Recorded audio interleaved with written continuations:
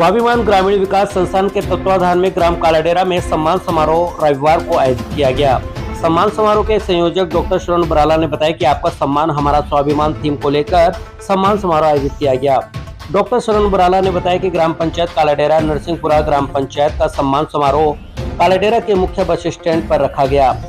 Doctor श्रवण बराला ने बताया कि 2022-23 सरकारी सेवा में चयनित सेवानिवृत्त सरकारी कर्मचारी, भारतीय सैनिक एवं पूर्व सैनिक वीरांगनाएं सत्र 2022-23 में 10-12 बोर्ड परीक्षा में 80% से अधिक प्राप्तांकों से उत्तीर्ण प्रतिभाशाली विद्यार्थी, जिला, राष्ट्रीय, राज्य, अंतर्राष्ट्रीय स्तर के उत्कृष्ट विजेता खिलाड़ी, एंट्रेंस एग्जाम में चयनित मेडिकल, इंजीनियरिंग, लॉ एवं समकक्ष एग्जाम में चयनित विद्यार्थी, किसी विशेष सेवा में उत्कृष्ट कार्य से राज्य राष्ट्रीय स्तरीय सम्मानित, स्थानीय स्तर पर विशेष सेवा कार्यों से मानव हितार्थ सेवाभावी, आंगनबाड़ी कार्यकर्ता, आशा सहयोगिनी, साथिन एवं वृद्धजनों का सम्मान समारोह आयोजित किया गया, जिसमें 700 प्रतिभावान विद्यार्थियों, खिलाड़ियों और 1800 महिलाओं पुरुषों का सम्मान किया गया। कार्यक्रम के संयोजक एवं भाजपा वरिष्ठ नेता डॉक्टर श्रवण बराला ने बताया कि सम्मान समारोह में नदी से नदी जोड़ो एवं बिशलपुर पेयजल सिंचाई आपूर्ति हेतु हस्ताक्षर अभियान भी चलाया गया, जिसमें हजारों की संख्या में शामिल युवा, बुजुर्ग, महिलाओं ने हस्ताक्षर करके समर्थन किया। इस दौरान भाजपा वरिष्ठ नेता डॉक्टर श्रवण बराला ने कहा कि अब मेरा बचा हुआ जीवन चोमू विधानसभा क्षेत्र की जनता के लिए है।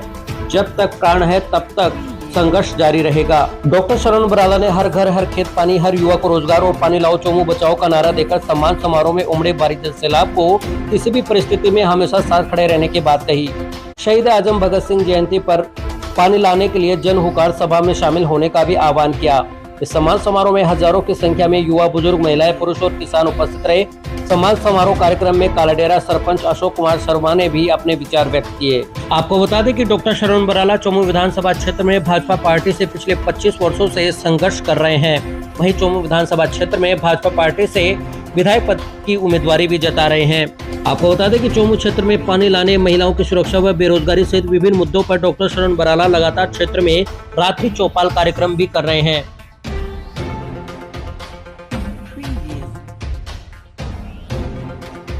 सेवा में खड़ा रहूंगा जब तक मैं घूम फिर पाऊंगा।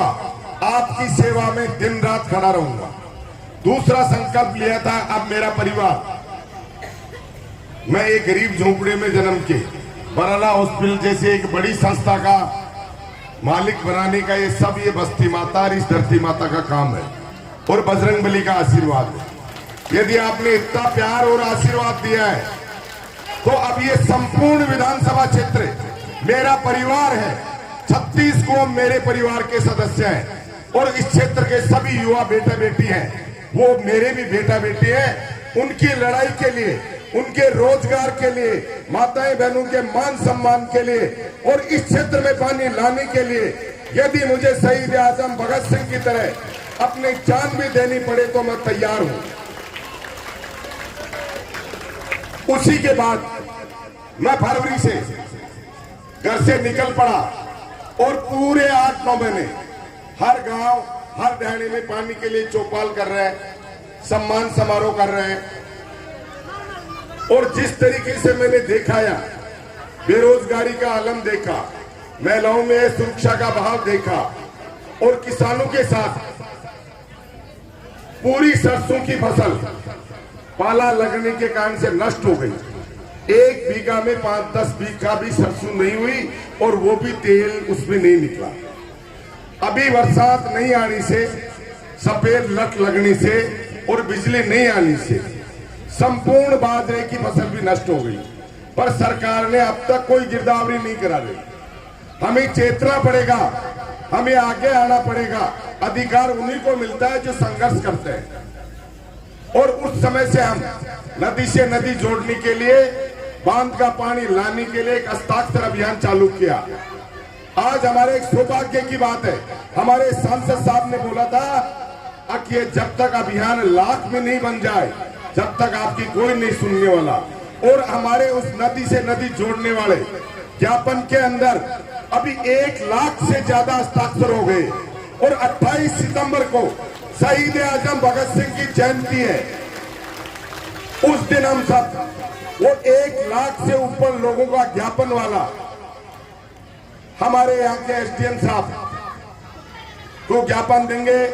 सुबह 10 बजे बस स्टैंड सोनू पे पानी लाने के लिए, किसानों का संपूर्ण कर्ज माफी के लिए, किसानों की फसलों को मुआवजा के लिए, हमारे माता बहनों की सम्मान के लिए, और जो विशेष रूप से मैं आज एक चीज और बोलूंगा, हमारे यदि कोई घर घर में कार्य कर रहा है अभी, आंगनबाड़ी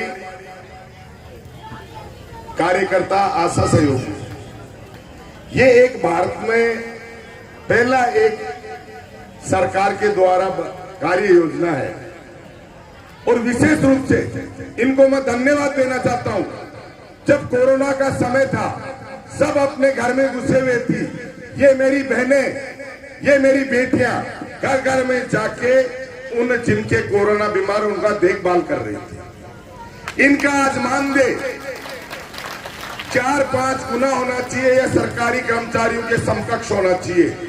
यदि इनको अच्छा मानदेय दें तो विकासशील भारत से विकसित भारत बनने में ये हमारी माता बहनें, बेटी बेटियां और बहनें बहुत बड़ा कार्य कर रहे हैं।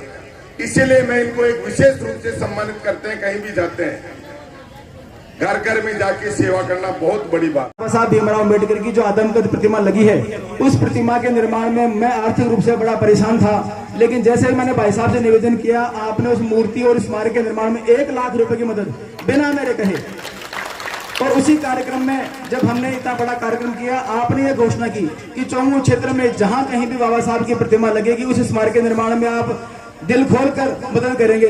मैं समझता हूं इस बात का उल्लेख किया जाना भी विशेष रूप से जरूरी है कि आपने सामाजिक समरसता का भाव भी रखा है, समाज के सभी वर्गों को आप हमेशा साथ में लेकर चले हो। ऐसा आपका आशीर्वाद हम सब पर रहा है और इसी तरह का आगे भी रहेगा, ऐसी मैं कामना करता हूं।